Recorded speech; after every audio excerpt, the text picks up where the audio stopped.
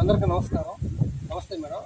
ఇక్కడ వచ్చేసినటువంటి మన గ్రామ సెక్రటరీ గారికి, అలాగే సర్వేయర్ గారికి, మన సచివాలయ సిబ్బందికి, ప్రకృతి సిబ్బందికి, రైతులకు అందరికీ నమస్కారాలు. ఈరోజు పొలం పిలుస్తుంది కార్యక్రమం ఆదేశాల మేరకు ఈరోజు గండూరుపల్లి గ్రామంలో ర్యాలీ నిర్వహించడం జరిగింది. దానిలో భాగంగానే ఈరోజు బీజామృతం గురించి తెలియజేస్తున్నాము.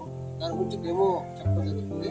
ఈ బీజామృతం దేనికి అంటే దాన్ని ఎందుకు ఉపయోగించుకుంటామంటే, మనము విత్తనాలని పొలాల్లో ఎదబెట్టుకున్నప్పుడు ఆ పొలం విత్తనాల్లో మనకు తెగులు రాకుండా ఉండాలంటే ముందు విత్తనం శుద్ధి చేసుకోవాలి. విత్తనం శుద్ధి చేసుకోవాలంటే ఎలా చేసుకోవాలి, ఏంటి చేసుకోవాలంటే మామూలుగా కెమికల్ పద్ధతిలో వేరే విధంగా చేసుకుంటారు. కానీ మేము ప్రకృతి సంఘం కాబట్టి మీ కెమికల్ పద్ధతి ఏమండి, మేము కెమికల్ పద్ధతి కాకుండా ప్రకృతి పద్ధతిలో బీజామృతం తయారు చేస్తాము. ఈ బీజామృతం తయారు చేయడం వల్ల ఉపయోగాలు ఏంటి, ఇది ఎలా తయారు చేసుకోవాలి అనేది తెలియజేస్తాను. నేను బీజామృతం ఎలా తయారు చేసుకోవాలంటే, ముందుగా ఒక బకెట్ తీసుకుంటామండి. ఒక బకెట్లో 20 లీటర్ల నీరు తీసుకుంటాము. 5 కేజీల ఆవు పేడని ఒక పలసాటి గుడ్డలో ఇట్లా మూట కట్టి ఇట్లా ఏలాడుకుంటాము.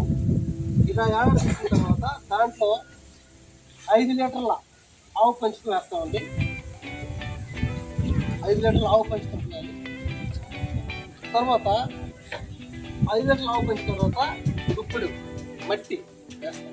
ఇవి ఎందుకు వేస్తాము, దేనికి దీనివల్ల ఉపయోగం ఏంటి అని మనం అనుకుంటే, మనం వాటర్ తీసుకున్న తర్వాత ఆవు పంచుతో ఎందుకు పోస్తామంటే, ఆవు పంచుతంలో 105 రకాల ఔషధ గుణాలు ఉంటాయండి. అందుకోసం ఆవు పంచుతాం. అలాగే ఆవు పేడ ఎందుకు వాడతామంటే, ఆవు పేడలో 1 గ్రాము ఆవు పేడలో 300 నుండి 500 కోట్ల సూక్ష్మజీవులు ఉంటాయి. అందుకోసంగా ఆవు పేడ వాడతాము. ఎందుకు ఈ సూక్ష్మజీవులు అంటే, మనకు విత్తనం శుద్ధి చేసేటప్పుడు విత్తనంలో కూడా కొన్ని సూక్ష్మజీవులు ఉంటాయి.